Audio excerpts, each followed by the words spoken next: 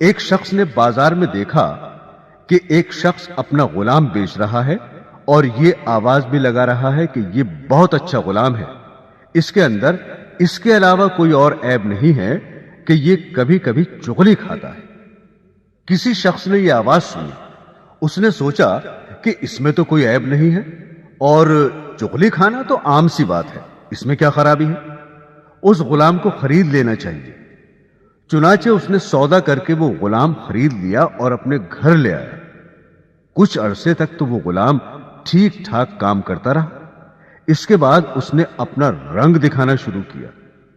چونکہ چغل خوری کے اندر وہ ماہر تھا، اس لیے اس نے چغل خوری کے اندر اپنا کرتب دکھلایا اور سب سے پہلے وہ اپنی مالکہ کے پاس گیا اور اس سے جا کر کہا کہ آپ کے شوہر جو میرے آقا ہیں وہ کسی اور عورت سے تعلق رکھتے ہیں اور اس کے پاس آتے جاتے ہیں، اور عنقریب وہ آپ کو چھوڑ کر اس سے شادی کر لیں گے، اور میں آپ کی خیر خواہی کے لیے بتا رہا ہوں، کسی اور کو مت بتانا۔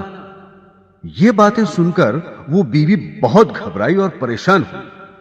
پھر خود غلام ہی نے اس کی پریشانی کا علاج بتایا کہ مجھے ایک ترکیب آتی ہے، تم اس پر عمل کر لو۔ وہ یہ کہ جب تمہارے شوہر سو جائے تو تم اس طرح سے ان کی داڑھی کے ایک دو بال کاٹ کر اپنے پاس رکھ لینا، پھر دیکھنا کیا ہوتا ہے، پھر وہ ہمیشہ تمہارے ہو کر رہیں گے، کبھی دوسری عورت کی طرف نظر نہیں اٹھائیں گے۔ عورت نے جواب دیا کہ یہ کیا مشکل کام ہے، یہ تو میں آج ہی کر لوں گی، خدا نہ خواستہ کل کو کچھ اور ہو گیا تو کیا ہوگا۔ اب وہ غلام آقا کے پاس آیا اور اس سے کہا کہ تمہاری بیوی کے دوسرے مردوں سے ناجائز تعلقات ہیں اور عنقریب وہ آپ کو خیر بات کہنے والی ہے، اور اس نے یہ تہیہ کر لیا ہے کہ وہ آج رات آپ کو اس طرح سے ذبح کرے گی۔ اگر آپ کو میری بات کا یقین نہ ہو تو آپ جھوٹ موٹ سو کر دیکھنا، اور گلا نہ کٹ جائے تو مجھے بتانا۔ چنانچہ وہ آقا جا کر جھوٹ موٹ سو گیا، اور ادھر بیوی اس انتظار میں تھی کہ کب ان کی آنکھ لگے تو میں اپنا کام کروں۔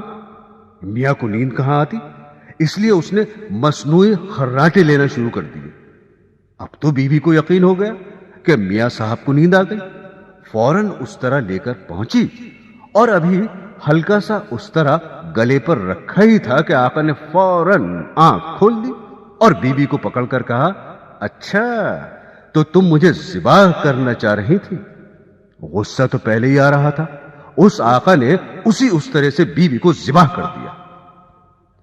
جب بیوی کے خاندان والوں کو پتا چلا کہ شوہر نے ہماری بیٹی کو ذبح کر دیا ہے، انہوں نے آ کر اس طرح سے شوہر کو پکڑ کر ذبح کر دیا۔